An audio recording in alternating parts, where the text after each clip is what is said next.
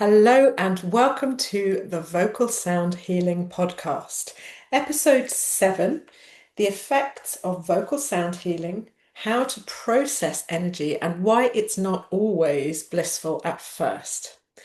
My name is Alexandra Rigazzi-Tarling. I'm a vocal sound healing practitioner and trainer. I am a vocal coach and vocal technician, and I've worked with voice for well over 25 years as a former opera singer, and I've been training vocal sound healers for about the last 10 years. And I'm bringing everything to this podcast for discussion.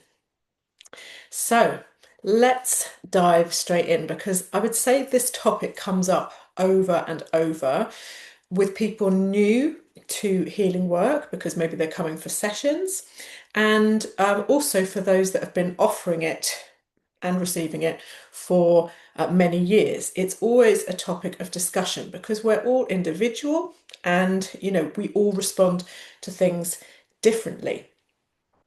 So like last week's podcast, I'll focus on vocal sound healing, but this information is really relevant to sound healing in general for people working in sound healing or those receiving sound healing and vocal sound healing, and also other healing modalities where there is energy movement involved. So this really is something to think about across the board. And as I've covered in most of my episodes so far for this podcast series, it's important to understand uh, the standpoint from which we're viewing a healing session. So let's just establish that first. And I think, it's a reminder, just of really the place we're coming from with all of this. So as we know, science tells us that all matter is made up of vibrating particles. And by matter, we mean everything that appears solid, including ourselves. So, our bodies, our organs, our blood, liquid, so water, the water we see around us, the approximately 70% water in our body, the air we breathe, so gases, and also the plasma in the perceived space all around us that connects everything. So if you're not already, start seeing your body from at your body and actually the world around you, how you interact with everything, as this mass of vibrating particles, meaning that everything that appears solid is fundamentally not solid. It's actually moving energy, and because it moves and vibrates, it emits a frequency. And all those vibrating parts and frequencies can be tuned or untuned, depending on what we expose ourselves to and what we've been exposed to in the past as well. So last week I talked about 3 fundamental principles of sound healing, and we talked about the natural phenomenon of entrainment and the importance of keeping your energy strong and your intention guided so as not to be affected by the millions, trillions of different energetic influences all around us at any given minute. So, with this in mind, what then is healing in the context of sound and energy? So, one of my favourite viewpoints of this is from Rudolf Steiner, anthropologist, philosopher, amongst many other things. And he talked about the human body like an orchestra. And he saw all of the different parts of the body, all the organs, like the instruments that make up an orchestra. And he said, if an instrument starts to become out of tune with the other instruments, gradually the whole orchestra starts to sound off key. So thinking about body as the orchestra and all of our organs as the different instruments that make up that whole orchestra. So when we're in health, all the parts of our body all the vibrating matter, the particles, the molecules, the atoms, all of that that forms all of the parts of our body is playing its own tune, one of health and well-being. So when it's all functioning together and playing its tune, its vibration, and it's working together, it's one of health and well-being. But through various experiences or exposure to things that aren't in harmony with our own unique vibrating signature, vibrational signature, we can start to, through entrainment, as we talked about, become out of tune, out of harmony with ourselves. And that resonance of creation, that seed of creation that we talked about last week. So that's sort of healing from sort of being well and not well from a vibrational perspective. And as humans, we have many emotional responses to things. We have responses to things, to people, to situations, everything. We are full of responses, even responses that are happening on a subconscious level. And these responses usually hold an emotional charge within us, meaning that the response has a feeling.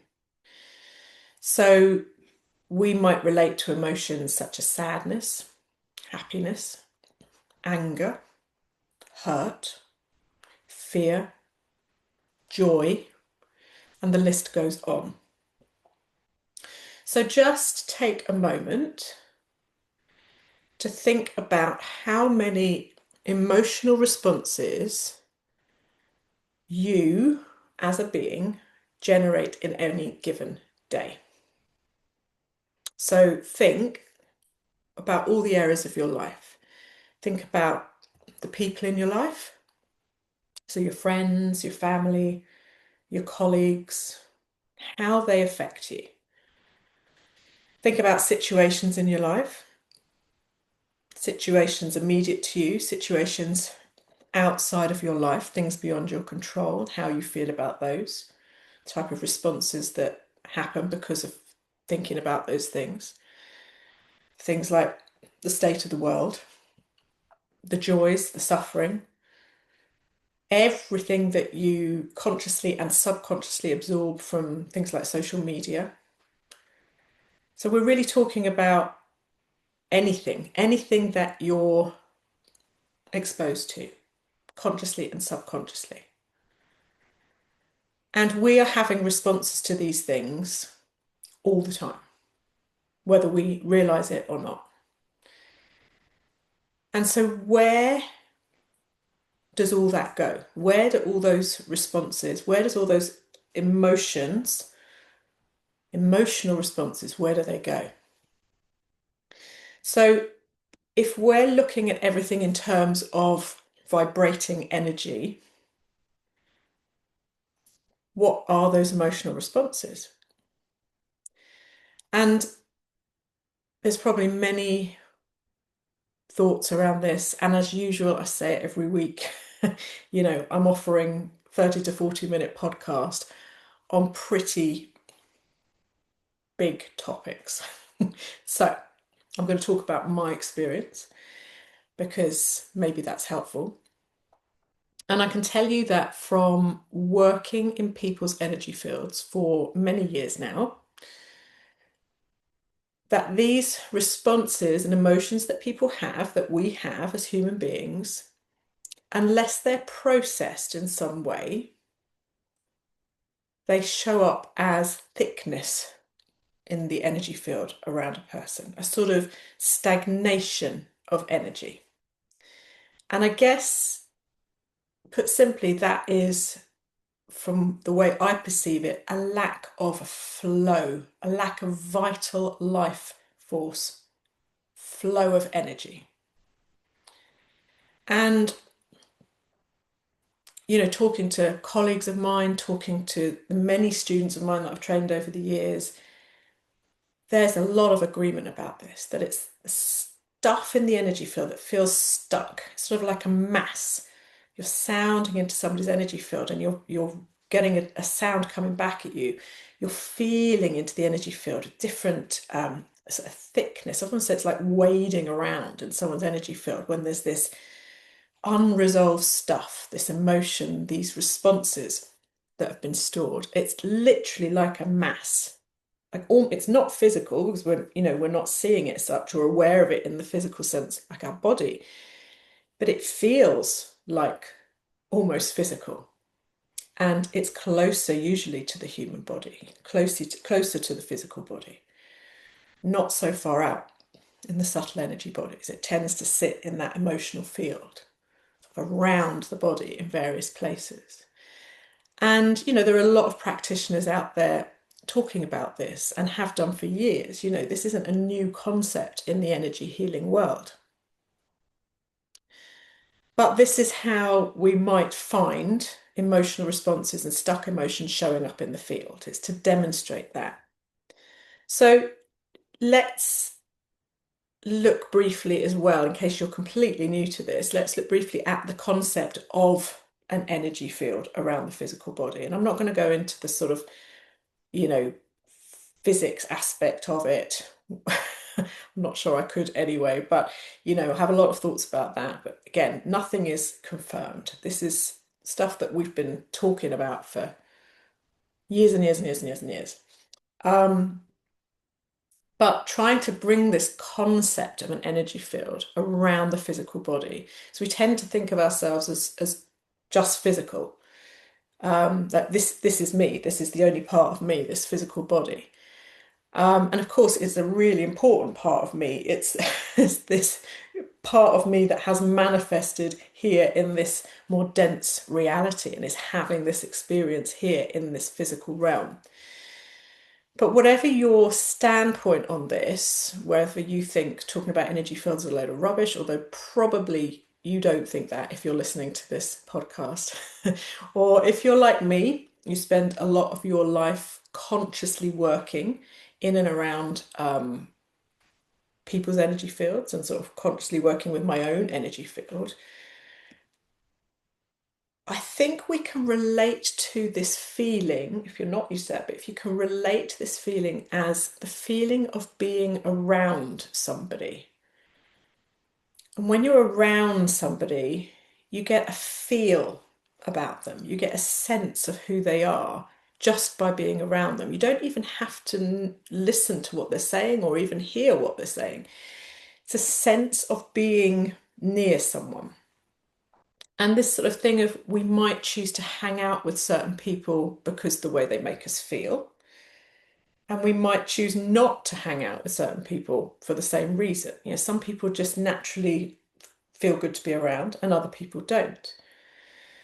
We might, for example, enter into a room and know something is really wrong here. Like that feeling of saying you could cut through the atmosphere with a knife. What is that? That's sensory, isn't it? We're feeling into the energy of the space. And likewise, we might feel really well and really happy in certain situations. So what dictates that? And it's those feelings, those perceptions that we're working with when we start to sense into energy and the energy around somebody's body. And the more we use those perceptions, the more they develop, the more aware we become of the unseen, the unspoken, literally what the energy is vibrating, the energy signature, and so on. So that's really a journey into that. But just to give some sort of explanation as to what we're talking about here. So from that perspective, when we feel well, so just perhaps tuning into our own sense of that space we hold for ourselves and how other people might sense into us, when we feel well, our energy could be said to be flowing. It's a sense of flow. Our mind is balanced. There are not too many emotional charges triggering us. We feel grounded. So there's a sense of sort of sitting comfortably in our body, a sense of clarity from moment to moment, and the body feels relatively calm and regulated to a certain extent. So it's a sense of groundedness. But when we feel unwell, it might be the opposite of all of that. So there isn't a flow in our body, in our thoughts. Our mind might be overcome with worry, with fear, with anxiety, with anger. We might have, many responses to what's going on in our life around us, in the world, what's reported to us on the news, the effects of certain people in our life, and so on. So you might become completely overwhelmed by all of that emotion, all of those thoughts, all of that stuff that just feels like it's coming at you and you're just clogged, you're stuck. So that's the opposite to flow. And so the flow we're saying is a sort of feeling of health and well-being, and this lack of flow, this dense, this overcome, overwhelmed is the stuck. And so if you feel that way, you might go and consult your local vocal sound healer or your local energy worker. And they start to help you reestablish a sense of flow in your energy again. And remember, people are coming from all different levels of this, just depends on where you are. We're all different. But they will help you to reestablish that sense of flow in your energy. That's what they're doing. Because that flow is the key to feeling better. Rather than stagnating in all the stuff that's making you feel overwhelmed, there's a sense of flow, of movement, of processing, of allowing. I always think it's sort of, I liken the energy field of the body to sitting next to a beautiful babbling brook, and the water is moving gently and babbling and trickling away, and you think, oh, it's just lovely. Versus sitting next to a stagnant pool in the forest that has no supply of energy, no outlet. It's that sort of sense of flow and stagnation. So, why do we feel overwhelmed, anxious, and stuck? So, think back to those responses to everything that we talked about earlier, your responses to the world around you, to what you see, to what you hear, to the people in your life, and all of that. And imagine that you have nothing in place to help you process all of that stuff. Perhaps you don't even know that you need help processing that stuff. And sort of having help to reconcile it in some way, in your mind and your body, and to help you move through those responses that you're feeling. And help you do that on a regular basis. So the feelings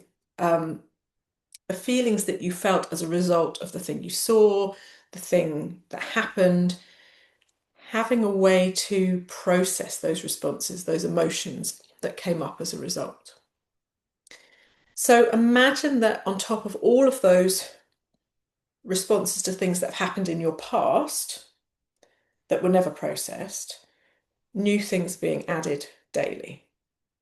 And imagine that all those things you didn't process start to become your reality, or are already your reality, because that energy, that response, that emotion is sitting there as part of your energy field, like a sort of stagnation, a stagnant mass in your energy field. So you're living with it, relating to it, and perhaps not even knowing it's there.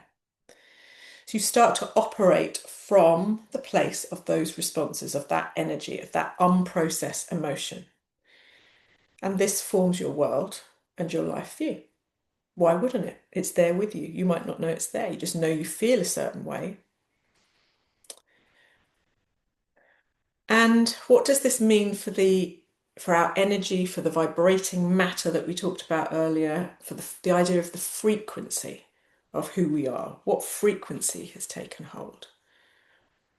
And, if we have a way to process all that stuff and stay in flow and keep the energy grounded and moving, we might feel a sense of well-being, a frequency of well-being. Back to our Rudolf Steiner and our song of well-being, our orchestra creating that beautiful sound. But we might also be in a place, if we haven't been able to process all that stuff, that doesn't feel aligned at all on any sort of level of health and positivity. So you go for your vocal sound healing session, your energy session, as I said, relates to, energy work in general. And working with a balanced and grounded practitioner who is able to facilitate, first of all, a safe space, and who understands that all of these responses that you've had in your life, all of this emotion that has come up and not been able to flow away, didn't happen and accumulate overnight. That's really important because it didn't happen overnight. It's a result usually of longer term. Yes, there can be more acute cases, but usually this build-up happens over a certain amount of time.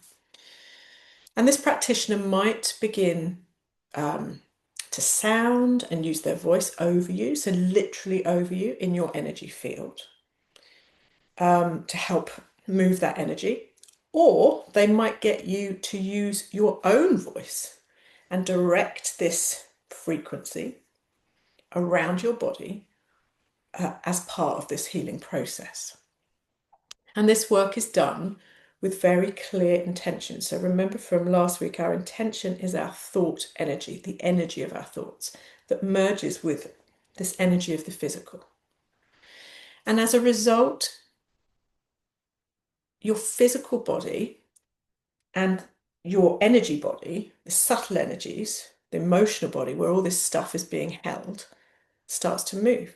So the sound, remember the sound is a form of pressure. It's a wave, it's a form of pressure. So the practitioner might start to work with their voice in your energy field. Or, as I said, you might start to create the sound yourself with your own voice. Either way, it's pressure in your energy field, this wave of pressure, and it will start to move energy, stuck energy. And it will start to do this, and I can't stress it enough, because of the intention to heal behind that sound. It's not the same as just putting on a piece of music and singing along. That's great, don't get me wrong, I'm all for voice use, always. But vocal sound healing is healing because of the power of intention. So imagine you're using your voice, the practitioner might be using their voice, whatever way the session is going to go. And imagine your body like an electrical circuit that wasn't quite connecting is starting to connect. All of those interwoven lines of energy through your energy field is starting to connect because the stagnant energy that was dulling it down is moving. And this might not happen straight away. This is a gradual thing, but you will see for sure some response after the first session.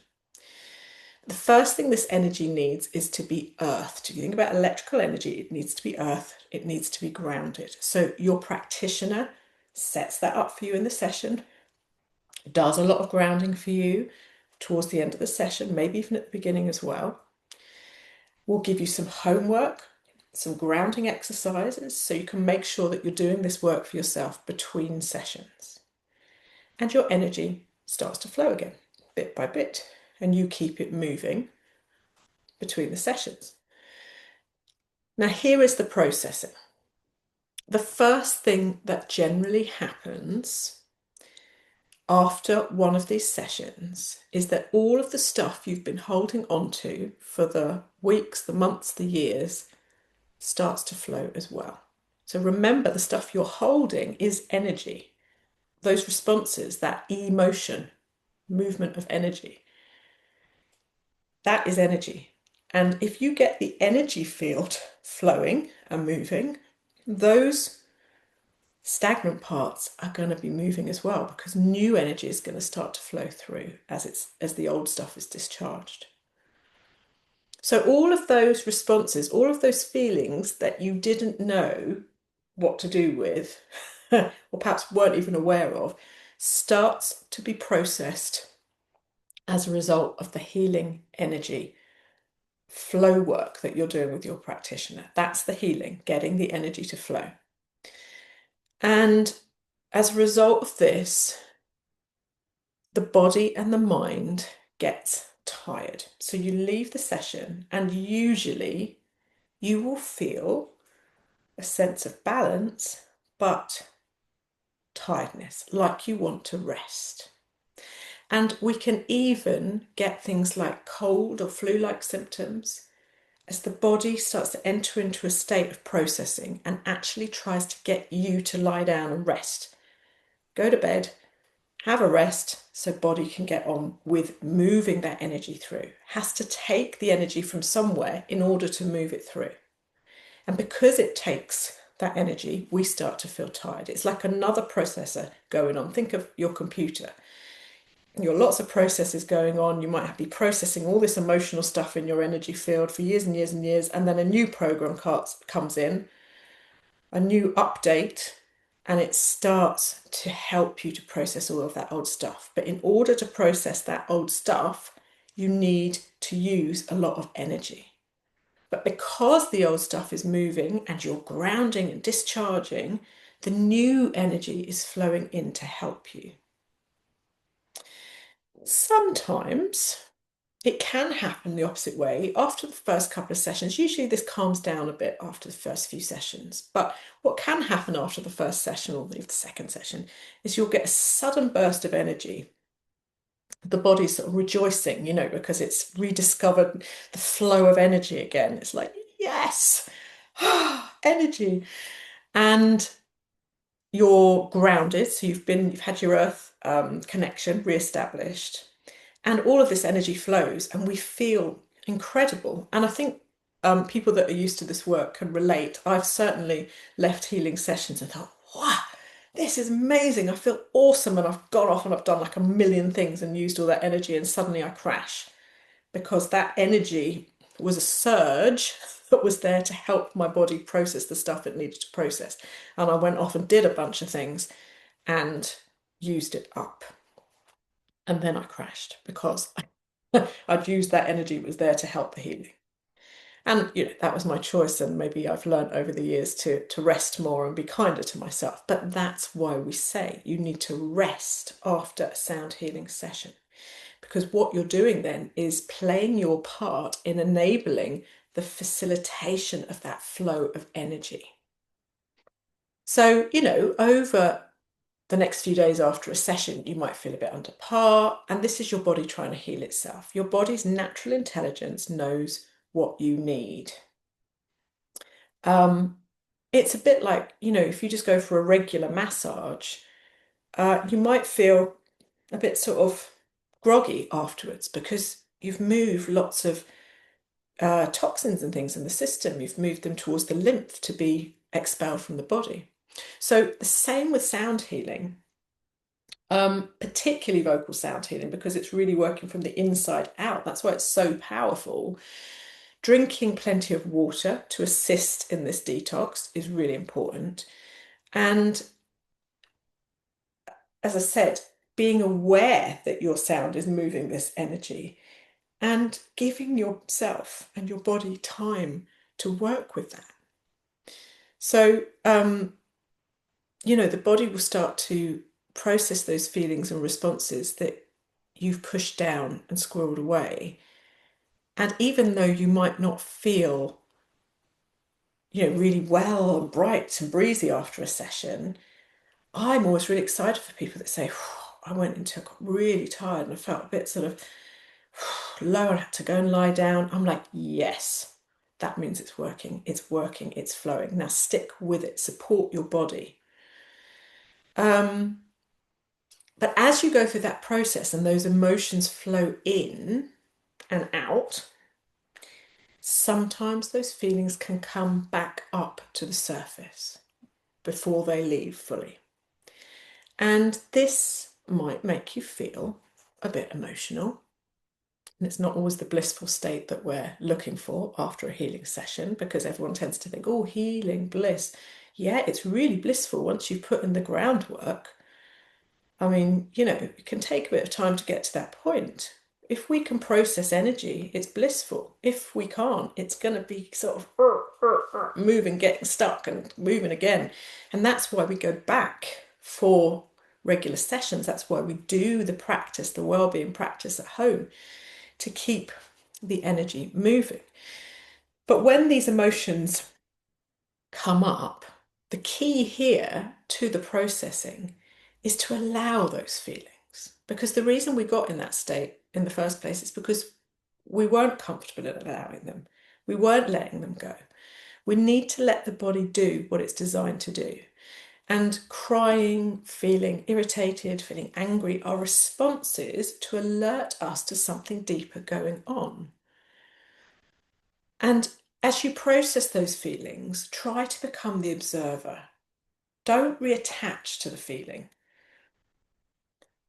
Look at it as a result of something that happened to you. The body was trying to alert you and you held on to the feeling.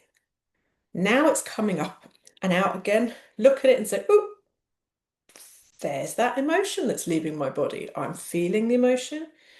Thank you very much, body. Sorry I didn't let it out the first time. I'm feeling it and I let it go. I let it go. I allow you to flow through me. And it's gone. And the fact that the emotion wasn't processed the first time round is not your fault. We were never taught at school about processing emotion. We live in a society that teaches us that emotional responses are bad, weak, inappropriate, you shouldn't cry, and so on. So we just keep storing it up. Well, there's only so much we can store because we're not meant to store, we're meant to flow. And we get so full of emotion that we get highly dysregulated. We get so full that we get depressed because we're pushing it all down. We get angry because we're pushing it all down. We get anxious because of all the static that builds up in the energy field as a result of it not discharging. We get distracted from what we're supposed to be doing here in the present, being, doing, whatever, and then we get ill.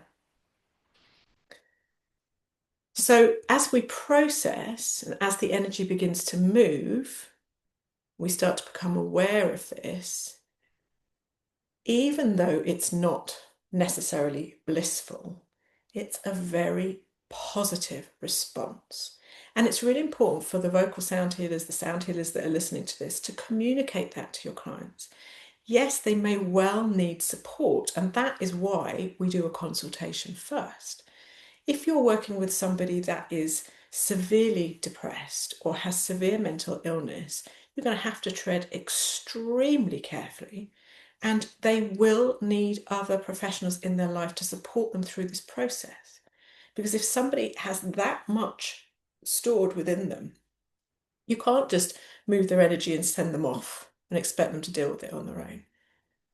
So that's perhaps for another podcast, and that's why people need to be trained when they're working with sound, because it's knowing how much sound is appropriate.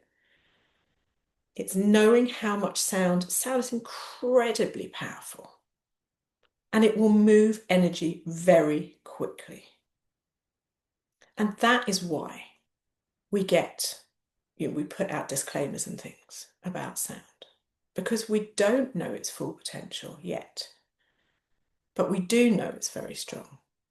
And you have to be able to hold that space for yourself, for the client, and the client needs to be able to hold that space of processing for themselves. And if they can't, we tread very carefully, we wait till they're ready, and we wait till there's a support network in place.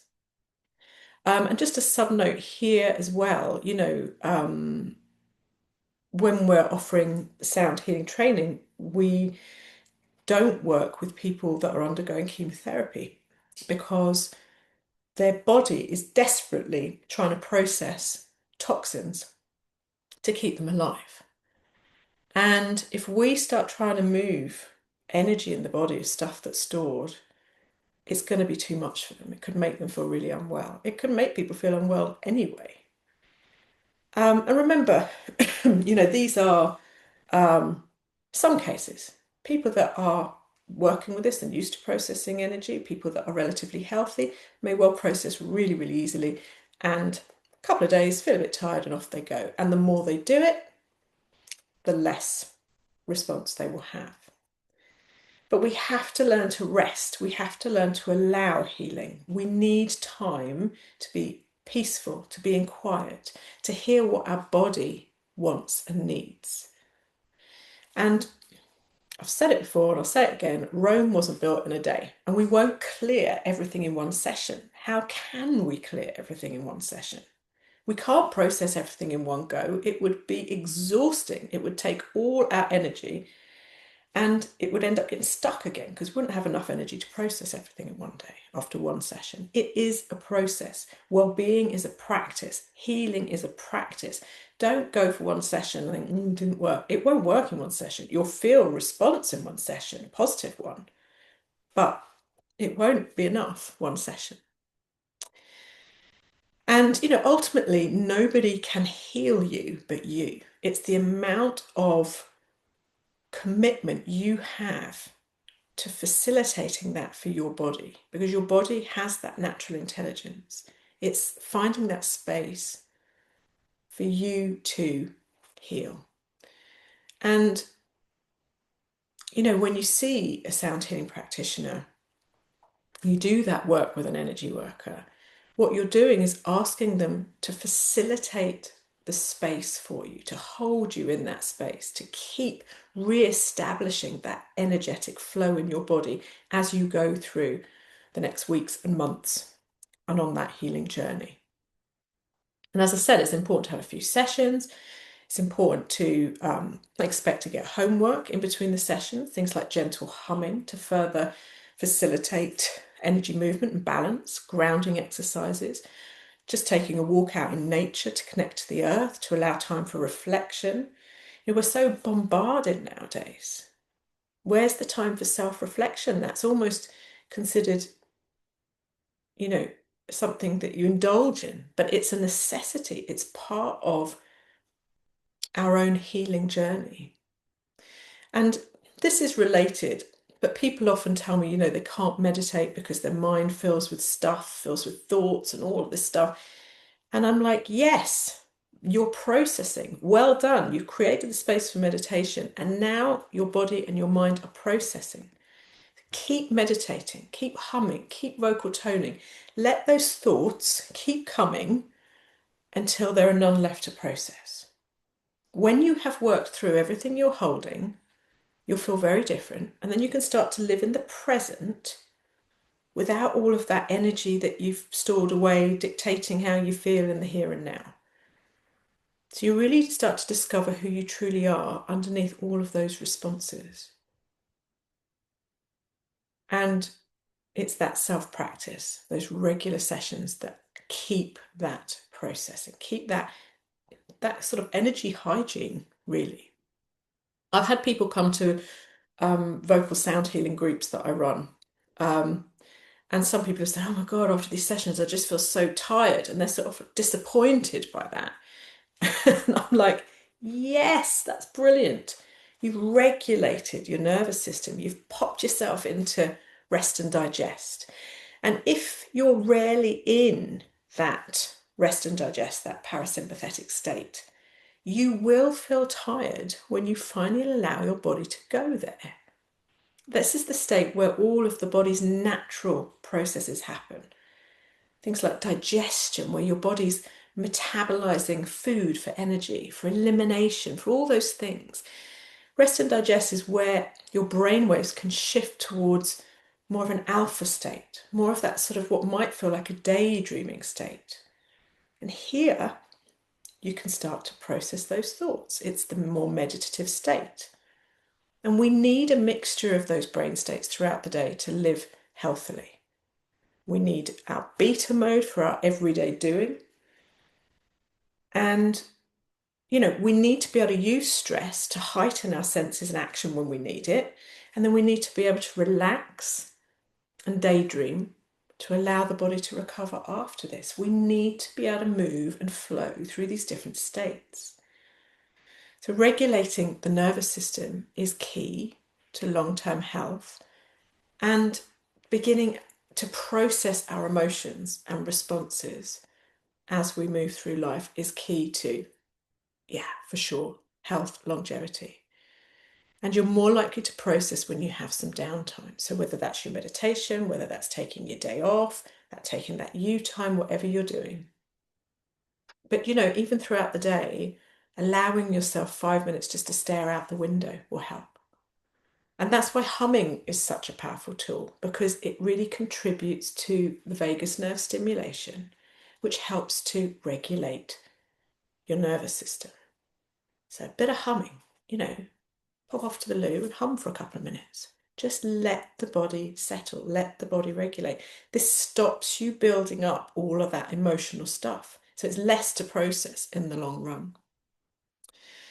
But I found that people with the vocal sound healing groups, I found that people that really continued with the humming and the vocal toning, and so even though they felt tired after the first few sessions, they were the ones that after those first few sessions started to move into a place of more energy, of really seeing the benefits of that regular practice.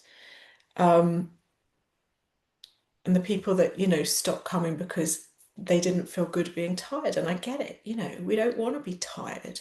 You want to go to a class and feel better.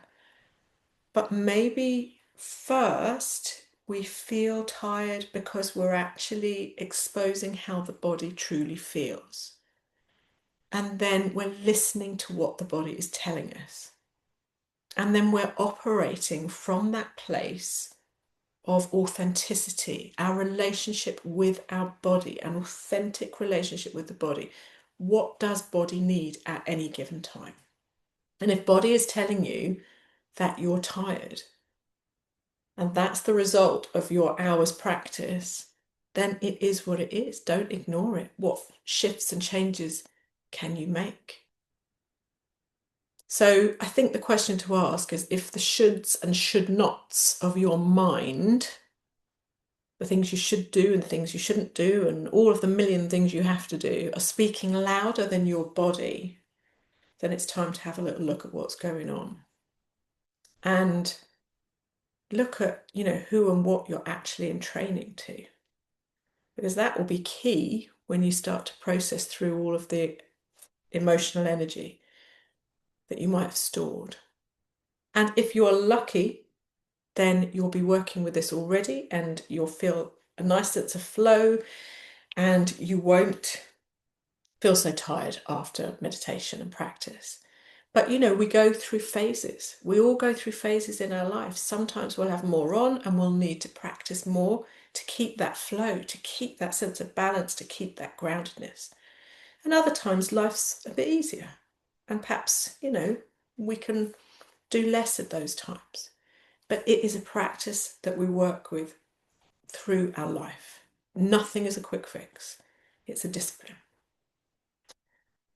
So, folks, I hope that has helped a little bit in some way, shape, or form. I never really know what I'm going to discuss in these podcasts until the day. And I just sit down, like I've just said to you, and I have a little meditate and I wait for it to drop in. And that's what dropped in today. So, yeah, I hope it was helpful. Thank you for being here with me. Next week is Christmas week, so we'll be taking a week off from the podcast, but we'll be back again the week after. And don't forget to like and subscribe on Spotify and YouTube to get notifications of new episodes. And I wish you a peaceful and light-filled Christmas festive season, wherever you are and whatever you're doing. Take good care, and I look forward to being with you again soon. Bye for now.